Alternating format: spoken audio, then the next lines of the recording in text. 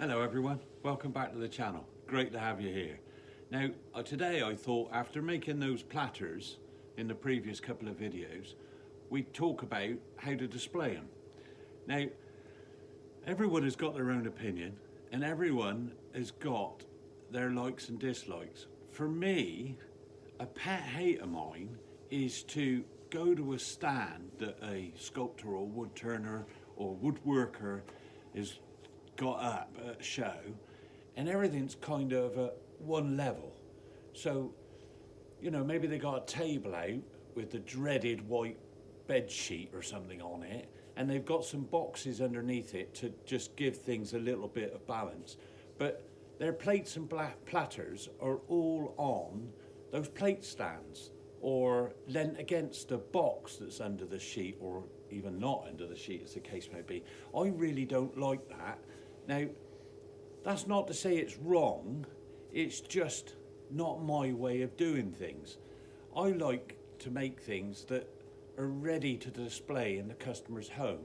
So if it's a freestanding piece, it comes on a nice base so that it's complete as a sculpture. And if the piece I've turned, like Bobby's platter that you saw in the previous video, that's designed not necessarily to be used, although it could be. It's designed to be displayed on a wall like a picture. So I thought I'd share how I go about displaying pieces like that and some of my larger wall sculptures, and hopefully it might be of use to you. Now, I will add periodically some pictures of my stands at various shows throughout the video. But basically, I'm lucky enough that I've got my own display stand. Now, that comes with good points and bad points. So when I go to a show, if it's, for example, in my own marquee at an event, normally in a field, I put up a full display stand with false walls and a floor for each of the display stands, for a pedestal or something to stand on, and then you've got the backdrop of the wall. Now, on those walls, they're all made from plywood and 2x2 or 2x4 frame, and it's all painted up nice. Now on them, because it's plywood, I can tack nail little picture hooks. I'm sure we've all seen them. I'm trying to grab one here with my fat fingers and it's not working, but if I come close you'll be able to see. These little picture hook things that just have like a little nail in them and give you an instant hook. Well, on lighter items that I make for the wall, I'll simply just tack nail that through the plywood where I want it on the wall and then hang the piece from that hook. Now, there are lots of ways of getting your piece ready to hang. You could use something like this. Now this is oversized for something small, but this is like a wall mirror hanging bracket. I can't remember the technical term for them, but you can get these for small pieces and they're normally brass and there's either 1 or 2 screw holes in them and the screws are really small and they're ideal for small little platters. So basically you get the back of the platter and making sure that the loop that the hook is, or the hook that you're going to use, is over the edge, so that when it's stood on against the wall, you can use, I don't know if you can see my finger, the hook is, the loop on the back of the bracket is free. So they're kind of like D-loops, so that's what I call them. But anyway, I mount it specifically so that that loop, if you can see it, is free of the wood and can engage a hook or a screw that's in the customer's wall and just hang straight away. It's ready to go. Now obviously something like this is way too much for this sort of size of platter. So, and also you don't really want to be screwing screws into the piece if it's quite thin like that. So what I tend to do is I tend to use these plate stickers. The light is going to catch on that, I think. I don't know how we're going to do it. There we go, there we go. So there you go. It cost me £1.99 for that, and that is a 2-inch plate hanger sticker. And you can get them from eBay and Amazon and well, most picture framer galleries will have it as well. Picture framers and maybe a few of the bargain shops that you might have in your local town. But they come in loads of different sizes, and they are designed for porcelain plates. But it does say on them that they're good for wood as well. And I've been using these for years. I've got a big 4-inch one there, look, and they come, I think they can get them up to about 5 or 6 inch. So they really are a useful thing to have, especially on a thin platter like this, because you haven't got to screw anything to the back of it. You could, of course, just simply glue a piece of wood on there and create a hole in that piece of wood, but then it would stick proud of the wall, and I want that to sit quite flush against the wall. So this is what I use for the lighter things that I put up. These are what I use, and they really are brilliant, really easy to use, and I'm going to show you that in a minute.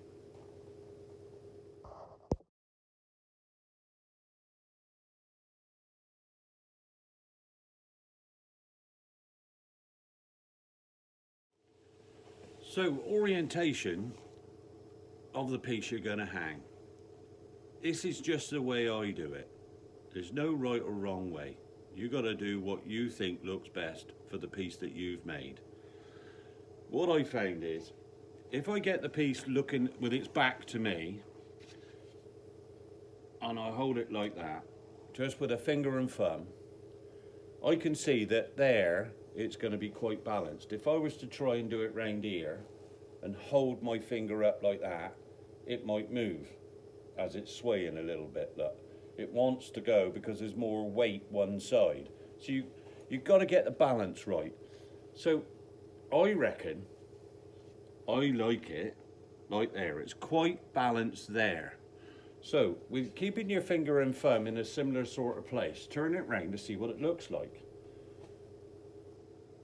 And for me, how that looks hanging like that, with my thumb being the centre of how it will hang. Now I'll turn my finger round like that, look. See, that looks quite nice, doesn't it? But the natural edge is on the sides, and I like it to have a bit more character than that. I want it to be a bit more movement, perhaps, a bit more allowing your imagination to picture what's not there. Do you know what I mean? If I do it so that it's just straight up and down like that, that's just a plank on the wall, wouldn't it? It's been turned. Whereas if I turn it slightly, can you see what I mean? It gives it a different feel. It's almost been eaten away by decades of time and whatever else has been, or it's been buried for years. I kind of like that feel to the things I make, so I quite prefer it that way. So that's what I'm going to use. The trouble is, at that point, I got that knot there in the way. So it can't be there, because when that sticker goes on, I'm going to need it to have all the grab it can get out of this piece. And obviously there, that's a hole. There's going to be no grab. So we've got to keep looking at it, maybe using it up the other way.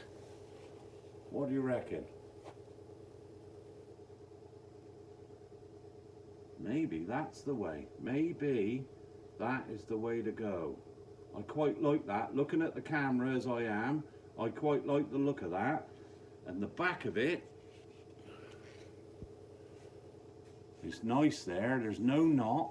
So I'm going to decide that where my finger is here, that's going to be the top. So keeping your finger there to mark it roughly, I'm going to lay it back down on the bed of the lathe with that point furthest away from me.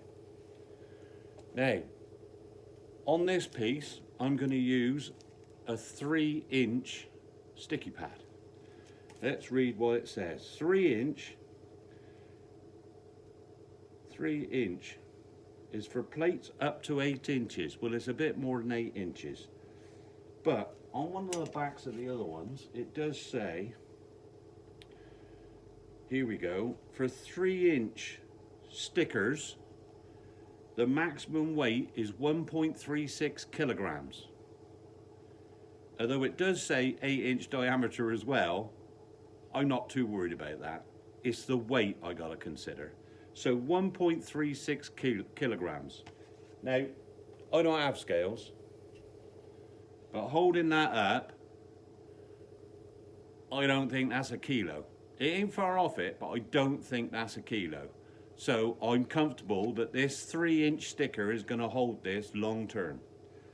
So back down on the bed of the lathe, and with that finger mark where I want the top to be, exactly 12 o'clock facing away from me. What I'll do is unpack this little sticker, get out of its little bag that it came in. It's stapled to a bit of cardboard, so I'll just get that off of there a minute. Remove the staple. These things are always sent to try us. Come on, little fella, come out of there. There we go, staple's out. So what you're left with is the actual disc and the little D-loop. Now I've unfolded that. I want to make sure that that D-loop hangs off the base of the platter. Okay, so remember what he said. I want the loop, the hanging loop, hanging off. So if I come a bit closer, look, see, it's hanging off the base of the platter. Okay, that's where I want that loop to be, so that the hook or screw can freely access that.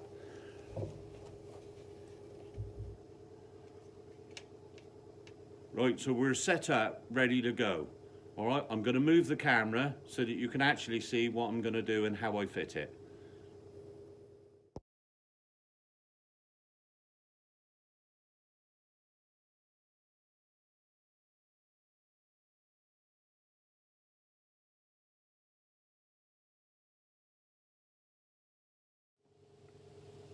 So I've moved the camera and we're ready to go. I've actually turned it sideways on to me so that I can do this in front of the camera for you.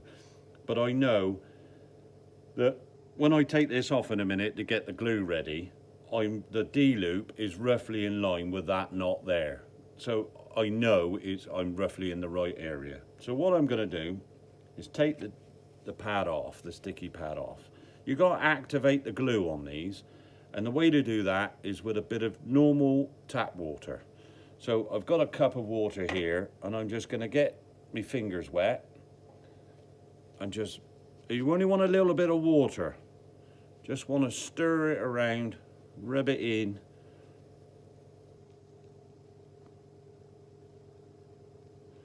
Like I'm doing.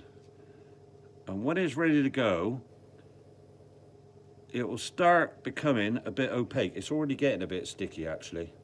You want to make sure that all of this surface is wet.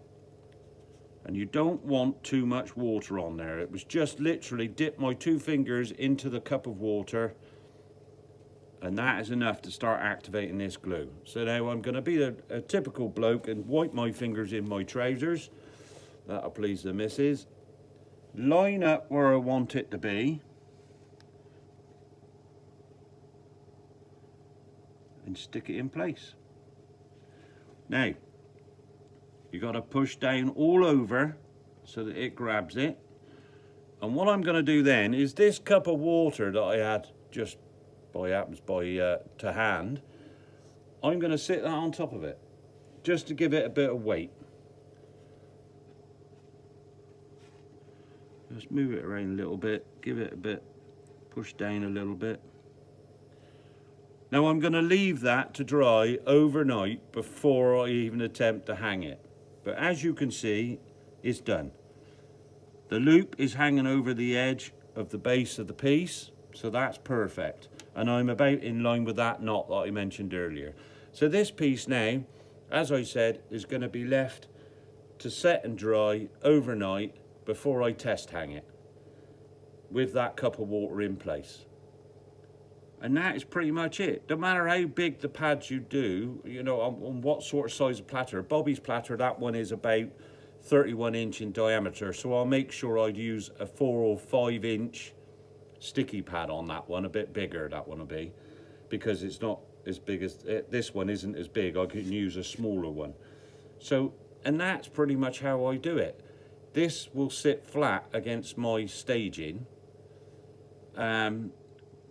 However, there is a little bit of difference when you're at a galleried event where you're using other people's backdrops. And I'll come to that in a minute.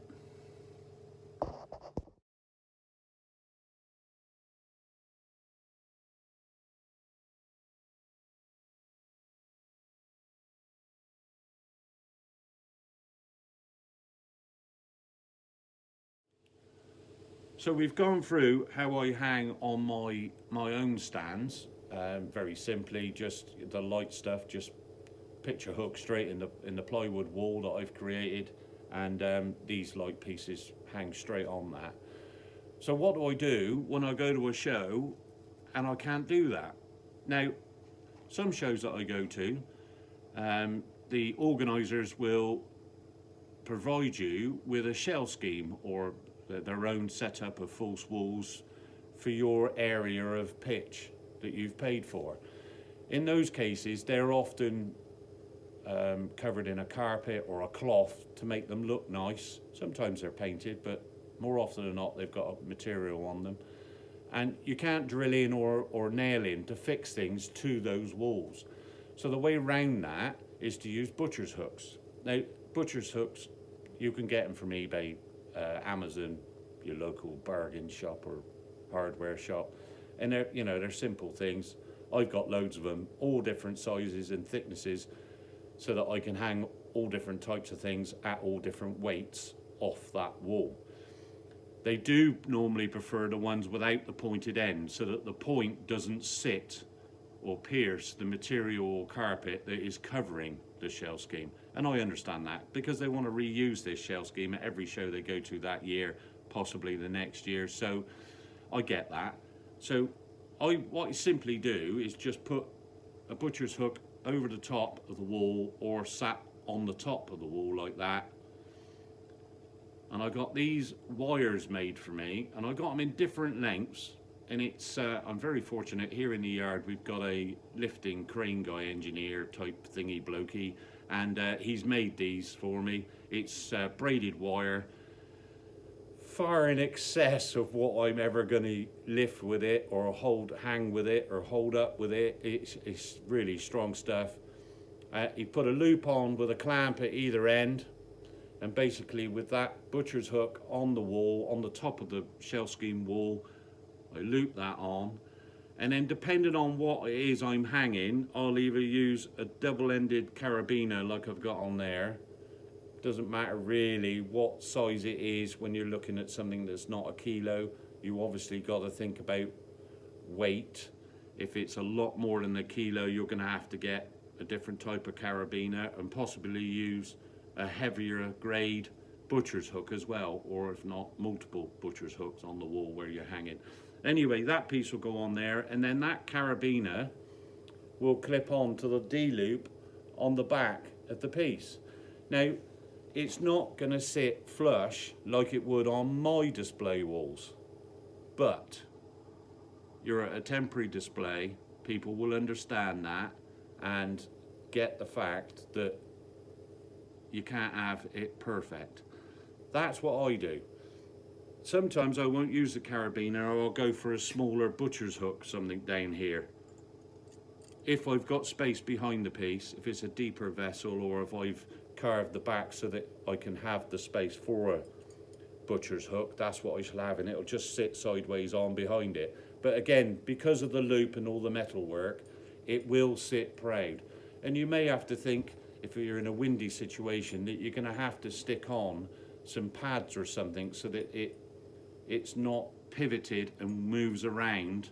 If you've got the wind blowing, if you're pitched right by a door or something and you've got the wind blowing right past you, your pieces are going to move a lot on that pivot. So you have got to think about your display and take lots of bits and pieces with you so that you can try and prevent that. Sometimes just a bit of a block of wood, gaffer tape to the back of the piece just to hold it still on the wall. Sometimes that'll work. But either way, that is the system I would use on a shell scheme exhibition. And it's worked for me for years. So, you know, it's really easy, quite inexpensive, but that's how I display. It stops me having to have a table with all of these things on plate stands, which is one of my pet hates.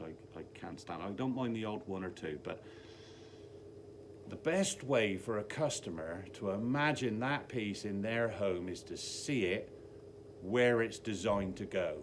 And my platters are designed to go on a wall like a picture, so I hang them on a wall like a picture to give the customer the notion of where it's going to go. And actually it works, because 9 times out of 10 a customer will say, I know where I can put that. I can see that on my wall in my lounge, or in my kitchen, or in the hallway. That would look fantastic in, so wherever it is they're going to put it. So it helps me sell it. It also makes it look good, and it gives the chance of the wood to be at eye level and catch them as they're passing. So anyway, that's how I do it, folks. I hope you enjoyed the few tips that I've given you today. Whatever you're doing this week, have fun, stay safe, and remember, kindness, it costs nothing. Take care.